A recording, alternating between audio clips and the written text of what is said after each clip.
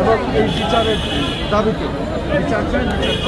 সত্যি আসলে সালমান ভক্ত যে কী পরিমাণে এদেশে আছে সেটাই আজকের এটাই প্রমাণ করে।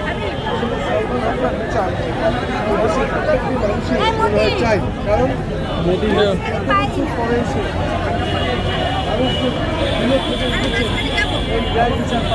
এর মধ্যে ঢোকা ঠিক হবে?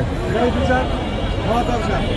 আর এই ন্যায় বিচার না হলে এই বাংলাদেশের মানুষ ভিক্ষার জানাবে, বিশেষ করে অন্তর্বর্তী সরকার। যেহেতু অন্তর্বর্তী সরকার প্রধান প্রফেসর ডক্টর মোহাম্মদ ইউনূস সাহেব, তিনি শান্তিতে বলেন যে এই বিশ্ববরেণ্য আজকে আমাদের যদি তাহলে এদেশের মানুষ আবার এই বিচারটি যত দ্রুত হয়, অতি তাড়াতাড়ি বিচারটি এই দেশের জনগণের সামনে তুলে ধরা হয়, তাহলে এদেশের মানুষ, এদেশের সালমান শাহ ভক্ত তারা ইয়ে পাবে।